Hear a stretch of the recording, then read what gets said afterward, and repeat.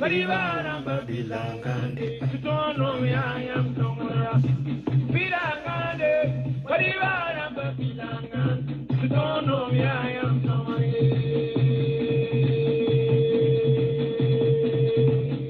Aye, Baribara Babilangande, Sutono Yayam Tomora, Pirangande, Baribara Babilangande, Sutono Yayam Tomora.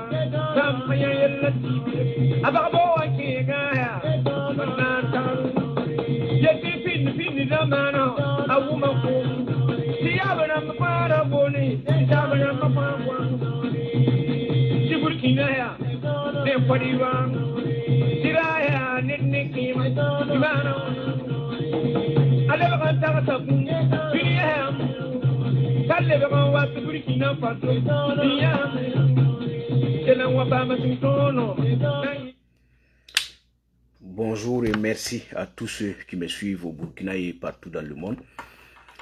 Je m'excuse parce que j'ai pris du temps à vous faire écouter la musique.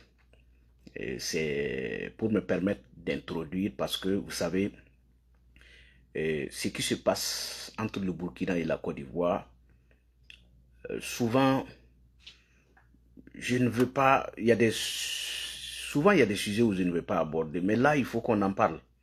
Parce qu'hier, il y a eu quelque chose qui s'est produit à la frontière entre le Burkina et la Côte d'Ivoire. Mais moi, je ne veux pas trop aller en profondeur. Je vais faire remarquer quelque chose. Il y a quelque temps, j'avais parlé des 2 gendarmes ivoiriens qui ont été arrêtés à la frontière avec le Burkina.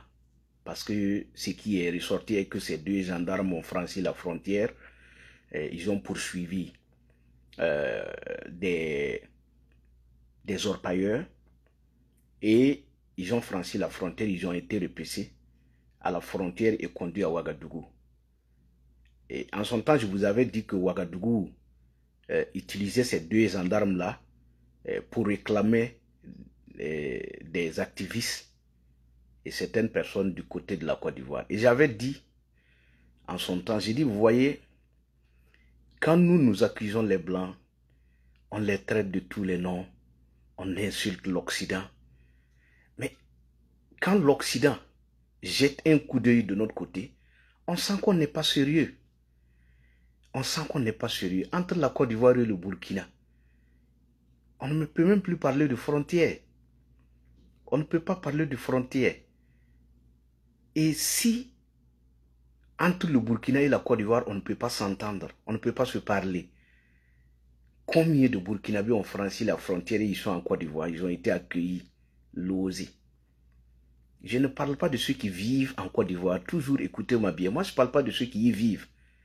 Je parle de ceux qui ont fui la guerre et qui sont allés en Côte d'Ivoire. Ils sont combien?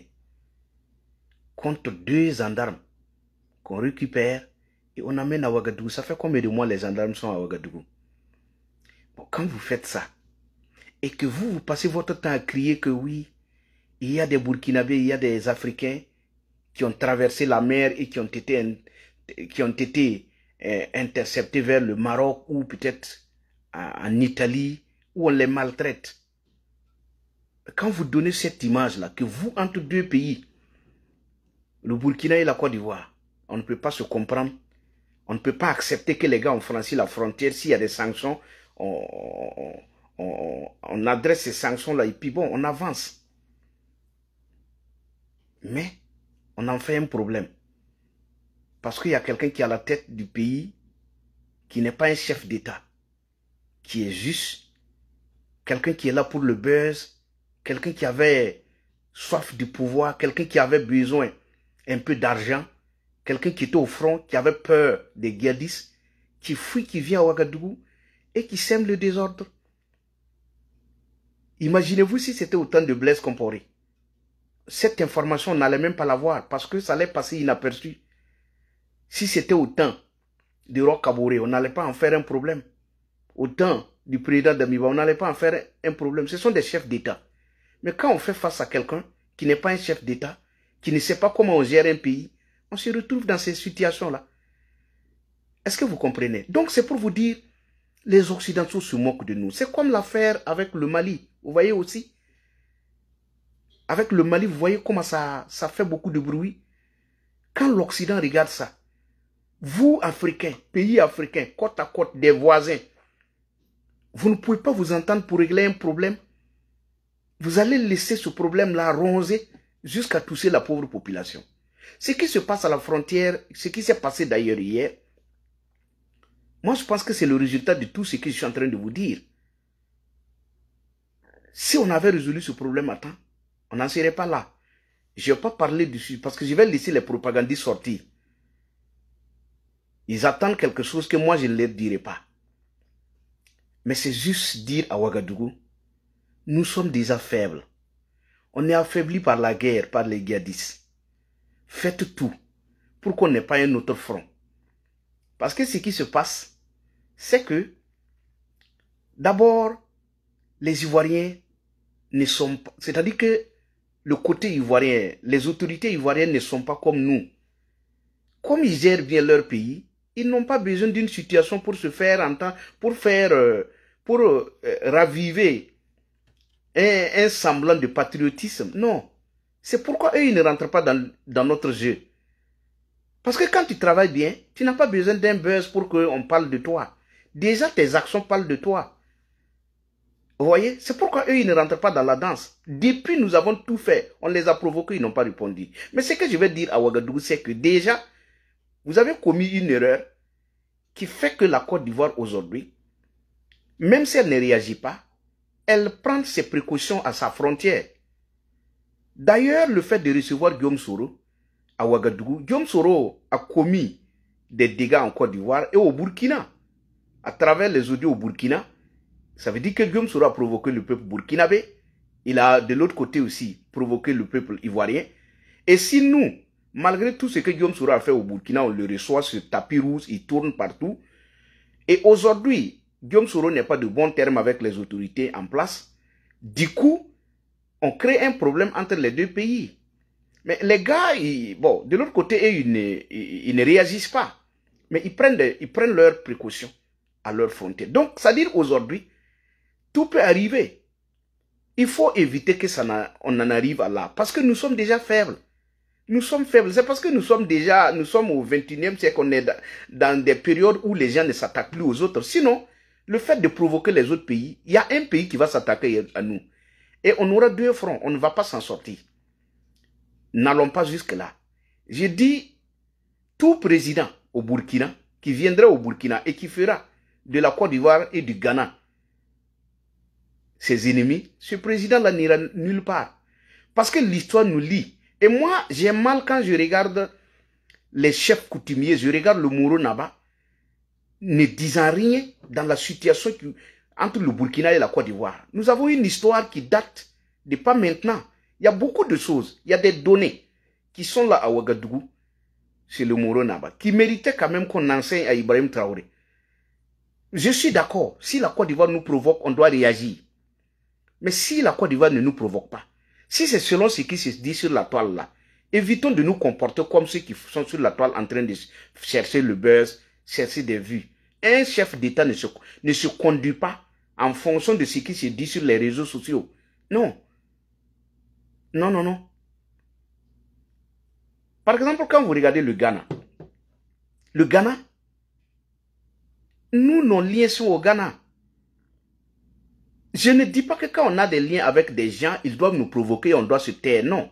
Mais quand vous faites le point, c'est nous qui provoquons toujours, c'est nous qui cherchons à nous attaquer aux autres. Ce ne sont pas les gens qui cherchent.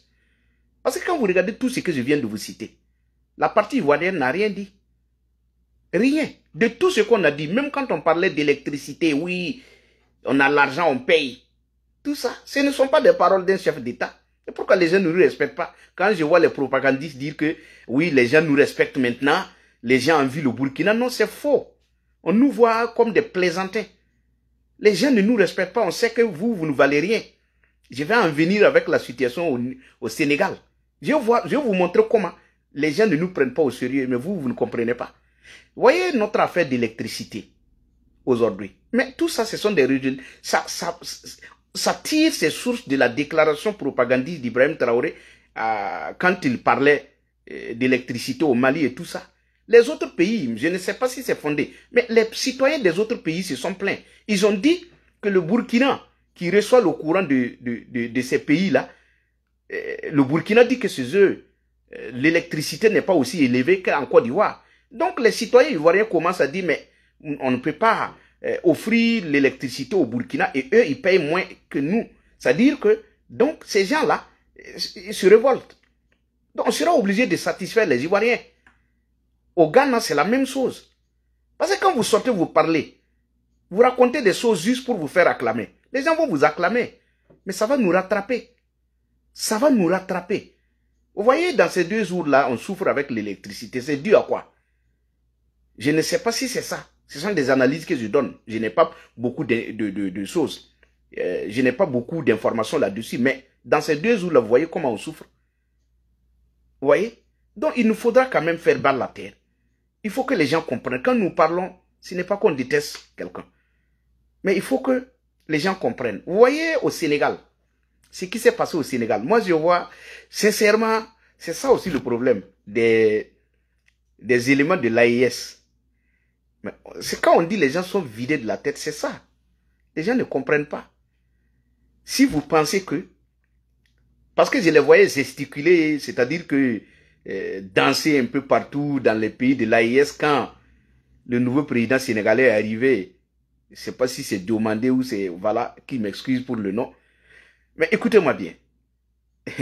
Les gens n'ont rien compris.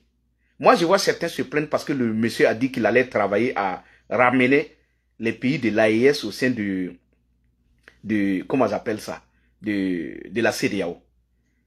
Que oui, ils ont commencé à faire marche arrière. Non, ces gens-là, ni le nouveau président, ni Sonko, ces deux-là, aucun n'a déjà dit qu'ils allaient quitter la CEDEAO pour l'AES. Non. C'est ça, on vous dit d'aller vous informer. Quand on vous dit de lire, au lieu d'être dans l'émotion, il faut écouter les gens. Il faut lire les programmes des gens.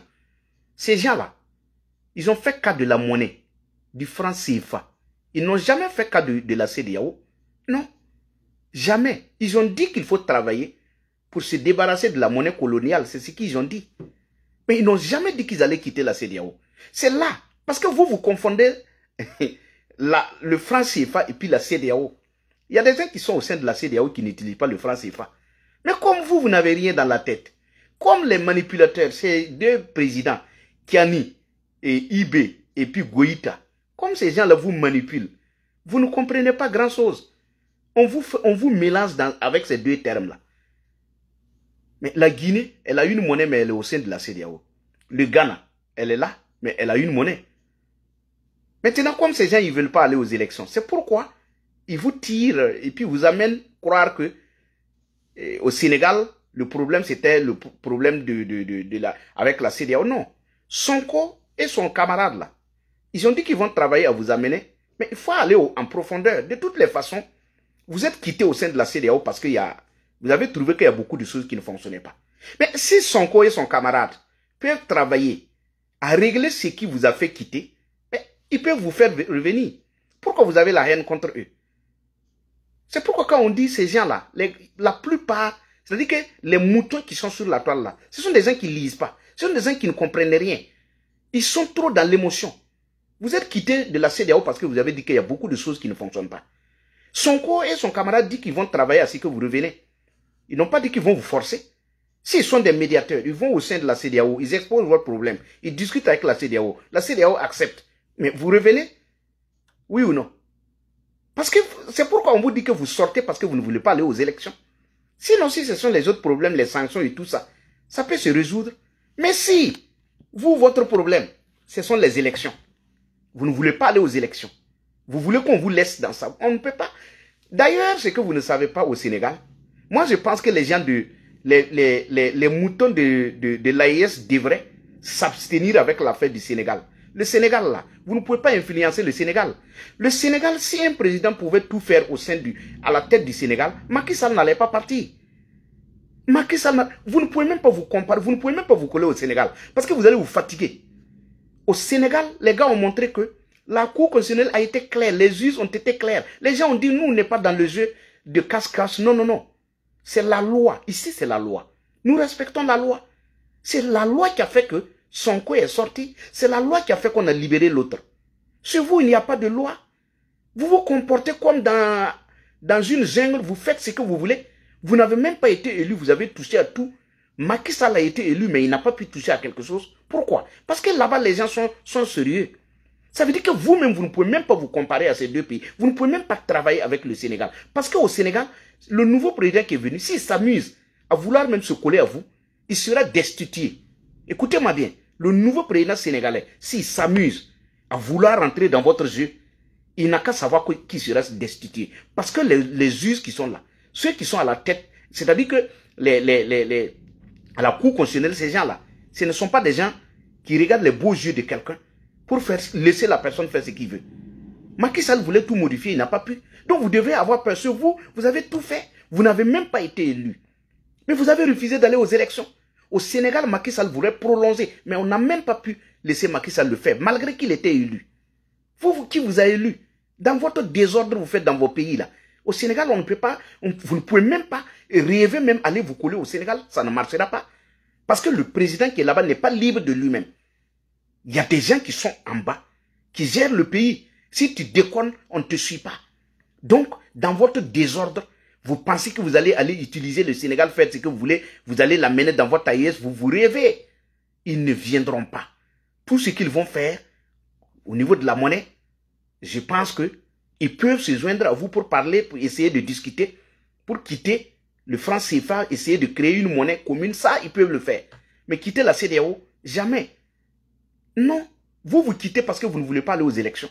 C'est tout. Donc, n'allez pas insulter le nouveau président sénégalais parce qu'il n'est pas libre. Lui, il respecte les lois de son pays. Il respecte les lois. Ce sont les lois qui ont permis à ce monsieur-là d'être président. Si vous ne le savez pas. Ce sont les lois. Sinon, il était en prison. Et vous avez vu, après l'élection, ils sont allés se saluer. Tout va bien. Il n'y a pas de problème. Tout va bien. Tout va bien. Il n'y a pas de problème. Ce n'est pas comme chez vous. Au Mali, on est en fin de transition. Goïta ne parle pas. Au Burkina, il reste 3 mois. Ibrahim Traoré ne dit rien. Il se permet d'aller prolonger tout simplement la mobilisation générale qui est son idée. Ça veut dire quoi? Il l'amène à 12 mois. Et il est assis. Quand tu lui demandes, il dit que tout va bien. Mais quand tu lui demandes le pourcentage de reconquête du territoire, il ne dit rien, il est fâché. On est dans quel pays? Ça sombre, mais tous les jours on raconte des histoires. On parle de centrales nucléaires. On embobine les gens comme si une centrale nucléaire, il suffit de le faire en 6 mois. Pourtant, c'est quelque chose qui va prendre plus de, peut-être même 14 ans. 14 ans. Mais on est là, les gens ont déjà pris ça sur la toile, commencé à insulter ceux qui nous fournissent l'électricité, comme si nous, on aura notre électricité dans 2 jours. Donc, ça veut dire qu'il y a problème. Donc, c'était juste ce que j'avais à partager avec vous. Ce qui se passe à la frontière avec la Côte d'Ivoire, je ne vais pas trop aller en profondeur, parce que les propagandistes attendent des informations qui doivent venir de nous. On ne dira rien. On ne dira rien. allez chercher l'information. Ce que je sais, c'est que Ibrahim Traoré doit faire attention. Parce qu'il ne faut pas qu'on ait un autre front. Déjà, avec le terrorisme, vous n'arrivez pas à vous en sortir. Ça ne marche pas. C'est la propagande, c'est la manipulation et qui se passe à ce niveau. Maintenant, si on a encore un autre front, ça ne sera pas facile pour les pauvres populations. Parce que vous êtes à Ouagadougou, tout va bien. Quand il y a des délestages, à Ouagadougou 2000, un peu partout, dans d'autres coins, les gens ont les moyens de s'alimenter. Mais les pauvres populations, eux, ils font comment? Les gens sont assis, ils n'ont pas d'électricité, ça ne marche pas. Voilà, ils sont dans le noir. Mais vous êtes bien, vous avez l'électricité à votre niveau. Voilà. Donc, tout ce que vous faites, c'est à la pauvre population. Voilà. À la pauvre population que vous êtes en train de faire. Et moi, pour terminer, je dis toujours aux gens, ne vous fatiguez pas. Si vous venez dans mes vidéos, vous trouvez que je ne dis pas ce que vous voulez entendre. Mais allez-y là, on va vous raconter des bêtises. Ils sont toujours de l'autre côté. Les gens vous ont dit que dans 2 mois, 3 mois, on n'entendra plus parler de terrorisme. C'est là. Allez leur demander pourquoi ça ne marche pas. Aujourd'hui, ils n'ont plus d'arguments. Quand ils sortent, c'est pour accuser la France. Accuser la France. La France n'a rien fait. Si Ibrahim Traoré maintient 2 soldats, 2 gendarmes ivoiriens encore au Burkina, est-ce que c'est le problème de la France? Elle n'a rien fait. Dans nos 2 pays qui sont collés, on ne peut même pas s'entendre. On ne peut pas discuter. La force d'un pays aussi, c'est sa diplomatie. Sa capacité à discuter avec ses voisins. C'est ça aussi la force d'un pays. Mais quand on pense que la force est sortie dit abat la France, abat la CEDEAO, ça ce ne sont pas des programmes de développement d'un pays. Non, ce ne sont pas des programmes d'un président. Abat, ça donne quoi? Tu vois des vauriens qui se retrouvent dans les ronds-points, ils sont assis là-bas, hein, des pauvres types tous les jours, c'est abat, la CEDEAO abat, l'Union abat, la France abat, les États-Unis abat. Ils sont assis, le gars il comprend rien, pauvre type. Il a assis tout ce qu'il sait là. C'est abat, rien d'autre. Des gens comme ça, vous pouvez compter sur ces gens-là. Mais réveillez-vous. Réveillez-vous. On a perdu beaucoup d'espace aujourd'hui au Burkina. Ibé est venu depuis qu'il est venu. Ibé a perdu plus d'espace même que Roch Kaboré. C'est pourquoi il ne fait pas de point. Sinon, mais si tu dis que tout va bien, sors nous dire on est à combien %. Les gens vont t'acclamer, on va t'applaudir, on va t'apprécier, on va te louer. Mais quand on te dit de sortir faire le point, c'est un problème. Tu ne veux pas nous dire où on en est aujourd'hui. Sors nous dire où on en est. Si tu as bien travaillé, les gens vont t'applaudir, on va te dire garde le pouvoir. Mais quand on te demande ça, ça pose un problème. Que Dieu protège le Burkina. Merci.